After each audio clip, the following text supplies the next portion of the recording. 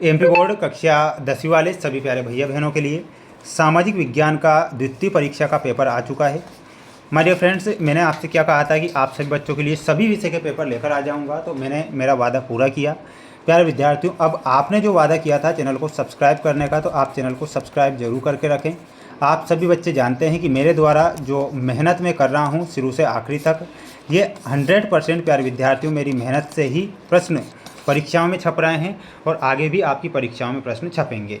तो सभी बच्चे चैनल को सब्सक्राइब जरूर करें। और एक और बात बता देता हूं प्यारे विद्यार्थियों, सेट ए, बी, सी और डी चारों सेट पेपर डाल दूंगा, तो सभी के सेट पेपर आपको देख लेना है और याद आपको करके जाना है।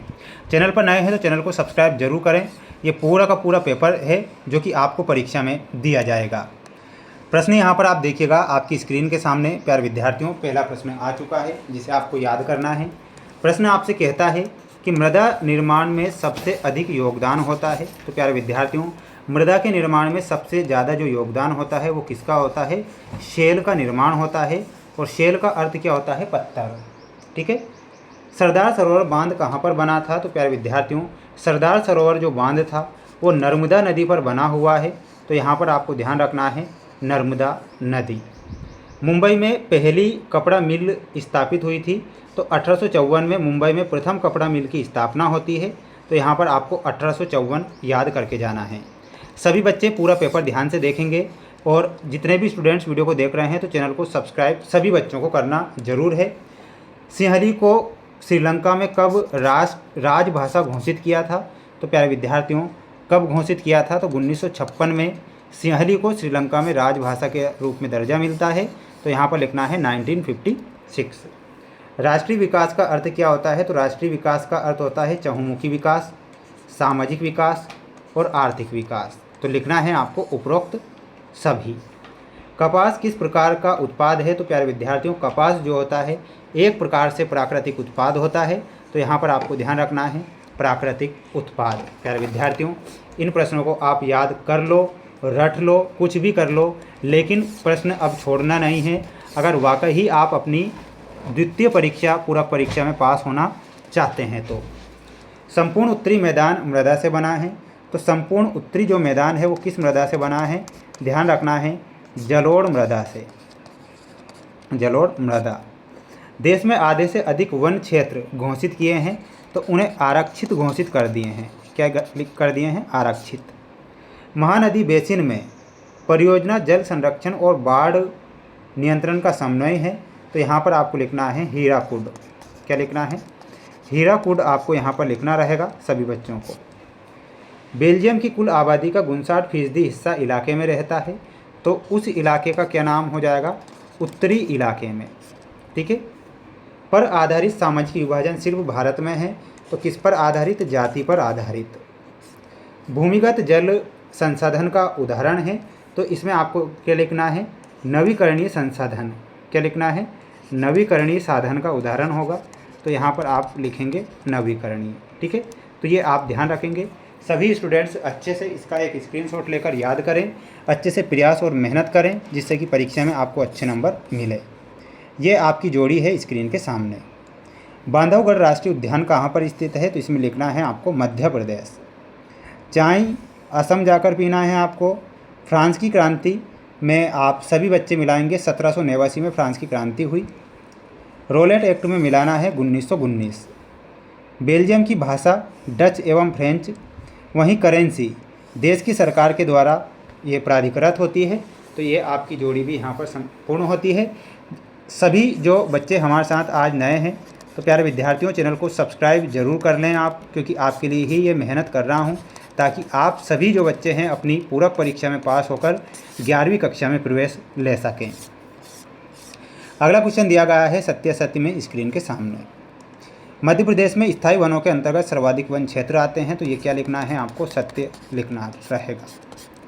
बहुउद्देशीय योजनाओं के कारण भूकंप आने की संभावना बढ़ जाती है। तो ये भी आपका क्या हो जाएगा? सत्य हो जाएगा। 1805 में फ्रांस की क्रांति हुई थी। तो ये गलत हो जाएगा, असत्य। यूरोपीय संघ का मुख्यालय ब्रुसेल्स बेल्जियम में स्थित है। ये सत्य होगा। 2011 की जनगणना के अनुसार पुरुषों की साक्षरता दर 76% थी। तो ये क्या लिखना है? असत्य। किसी भी अर्थव्यवस्था को 4 क्षेत्रों में बांटा गया है। तो ये आपको क्या लिखना है, किसी भी अर्थव्यवस्था को 4 क्षेत्रों में बांटा गया है। तो यहाँ पर आपको ध्यान रखना है ये असत्य होगा, ठीक है।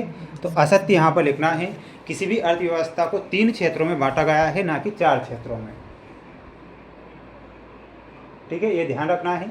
सभी बच्चे एक बार वीडियो को लाइक जरूर करें, चैनल पर नए हैं तो चैनल को सब्सक्राइब जरूर कर लेना है, ठीक है।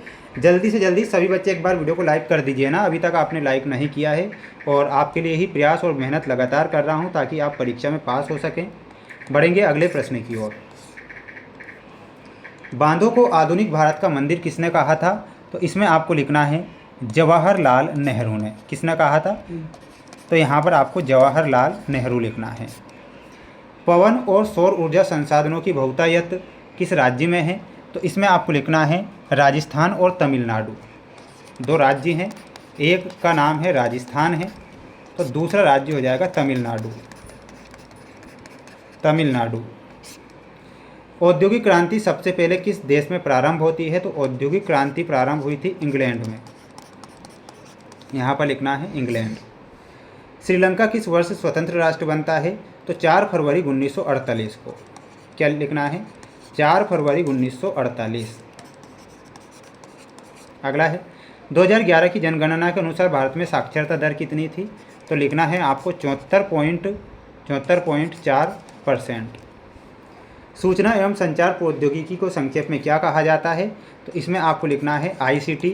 ICT का पूर्ण रूप होता है इंफॉर्मेशन एंड कम्युनिकेशन टेक्नोलॉजी, ठीक है। ध्यान रखना है आप सभी स्टूडेंट्स को।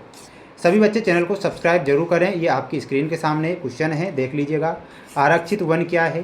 पारिस्थितिक तंत्र से क्या तात्पर्य है? अभ्यारण्य किसे कहते हैं? इन्हें याद करके जाना है अपनी फेयर कॉपी से, ठीक है। चैनल पर नए हैं तो चैनल को सब्सक्राइब करना नहीं भूलना है। रबी की फसल, खरीफ की फसल में अंतर, जायद की फसलें, फ्रेडरिक सोर्यू कौन था? और इसके बाद देखिएगा जोल वेराइन क्या था? और पिकेटिंग का अर्थ है ना, गिरमिटिया मजदूर किन्हें कहते हैं? कॉर्न लो, हायर। ये सभी प्रश्न देख लो आप, है ना, स्क्रीनशॉट ले लो या अच्छे से याद कर लो। चैनल पर नए हैं तो सभी बच्चे चैनल को सब्सक्राइब जरूर करके रखें।